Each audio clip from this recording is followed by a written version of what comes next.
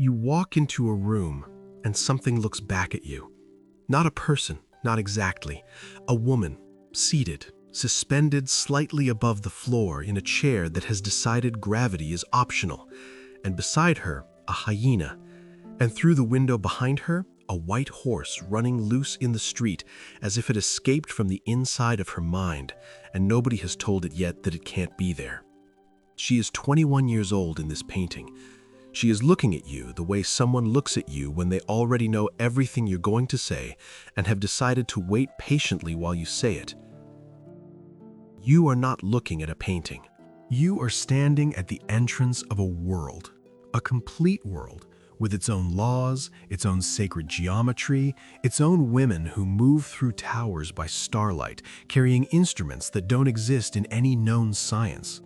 A world where the kitchen is a cosmos, and the cauldron holds the raw material of the universe, and the woman stirring it does so with the calm authority of someone who has always known how things are made. She built this world alone, from almost nothing, after everything was taken. That is what we are here to understand. Before the world, there was a door, and the door had a name, Max Ernst.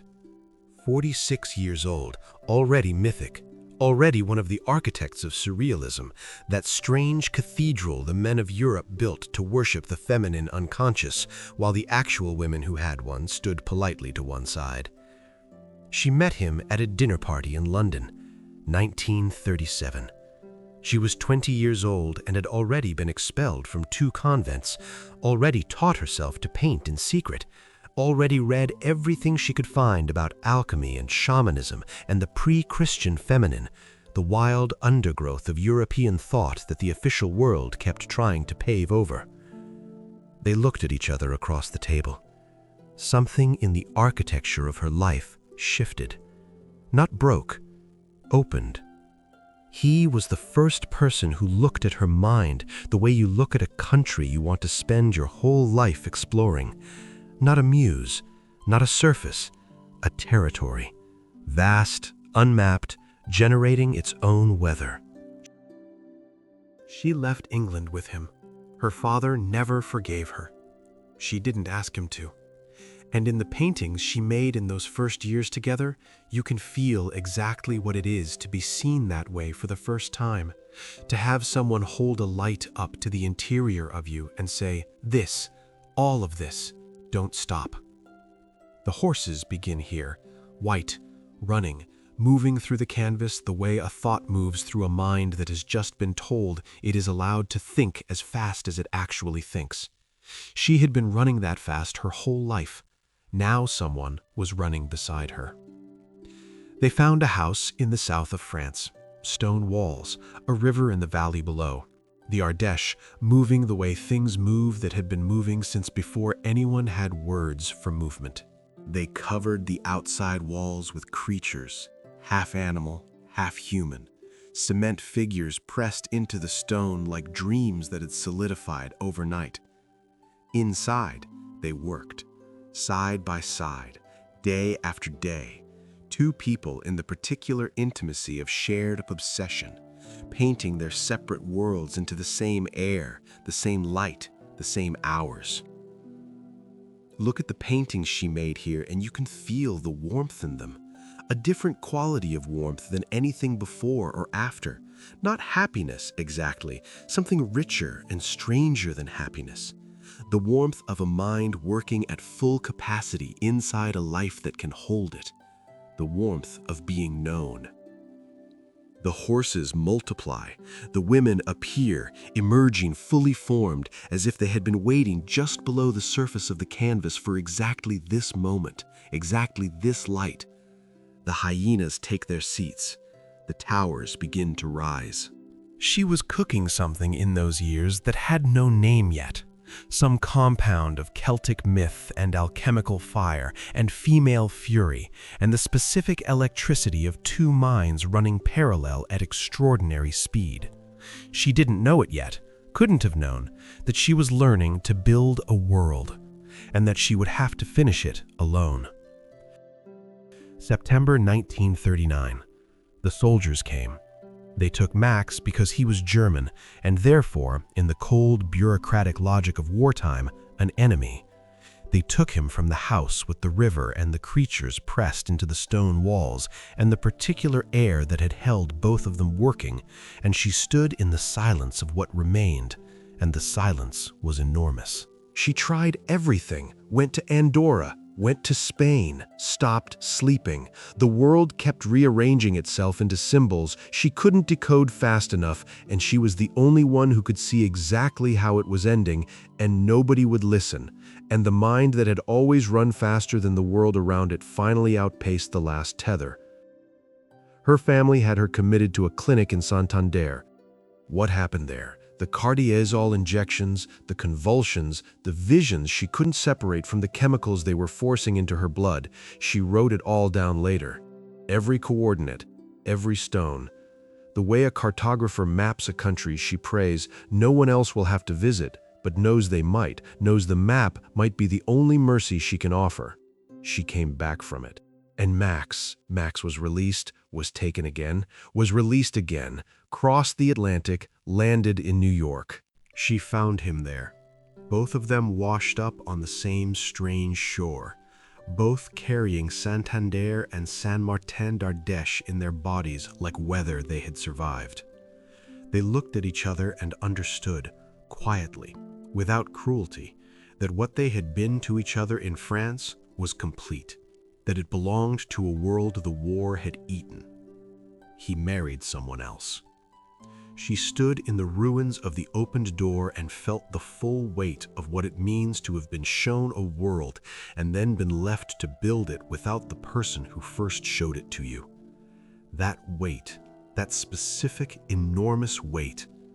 Look at the paintings that follow and you can feel it. Transmuted, alchemized, made into something that could hold the pressure without breaking. She had learned in Santander exactly how much pressure she could hold. She crossed the Atlantic with a diplomat's name and almost nothing else. Mexico City, 1942. A handful of European surrealists in exile had found each other there, making something strange and alive in the ruins of their interrupted lives. She arrived into that small warmth and felt, beneath it, something older, something that had nothing to do with Europe or exile or the war. The pre-Columbian world resonated at the same frequency as everything she already carried inside her, both ancient, both goddess-haunted, both full of the serious feminine power that the official world had spent centuries trying to explain away as superstition, as madness, as something that needed to be managed. She had been managed. In a white room in Santander, she knew exactly what that word meant. Mexico didn't want to manage her. Mexico was indifferent to her in the way that ancient things are indifferent, not hostile, not welcoming, simply there, operating by laws that preceded her arrival and would outlast her departure. She began to paint differently. The warmth of the France paintings, that specific warmth of being known by someone, was gone. What replaced it was not cold. It was something more permanent than warmth, a light source that came from inside the canvas rather than falling on it from outside. She was no longer painting in the light that Max had held up to her. She had become the light source, and now look at what she built. A world where women navigate towers by moonlight using instruments assembled from materials that don't exist in the known world, bone and starlight, and the memory of rivers.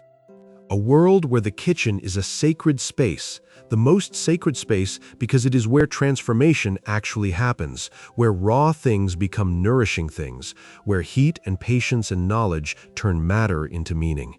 Grandmother Moorhead's aromatic kitchen, a circular room, women moving through it with the focused gravity of astronomers. On the stove, something cooking that is not food or is food in the sense that everything that sustains the soul is food, the steam rising in spirals that are also mathematical formulae, the women not looking up. They know what they're doing. They have always known. This is alchemy, not the fantasy version, the real version. The understanding that transformation is the most serious work there is, that you cannot change the substance without building a container capable of holding it at the temperature it needs to become what it is trying to become, that the work requires patience of a quality that looks from the outside indistinguishable from eternity. She had been inside the alchemical process, not as its author, as its material. Santander had been the furnace, the crossing had been the intermediate state where everything looks like nothing, looks like failure, looks like it will never become what it is trying to become. Mexico was the other side. And the women in these paintings, serious-faced, occupied, moving through their world with the authority of those who built it and know every room. They are not characters. They are what she became, what the process made. What comes out of the furnace when the container holds and the fire is tended and the material has the particular quality of stubbornness required to survive its own transformation? The horses are still running through every canvas, still white. Still following the current she had been tracking since her mother's voice in the dark, reading Celtic myths, opening a door in her that no one would ever fully close again. Not even a room in Santander, not even Max Ernst. Here is the thing about a world someone builds alone. It has a different quality of solitude than emptiness. It is not the solitude of the abandoned or the forgotten. It is the solitude of the complete, the way a planet is alone in its orbit, not lonely, simply following the gravity of its own making with total fidelity. She lived to 94. She worked until near the end. She never became easier or more comfortable or more interested in being understood by people who weren't paying close enough attention.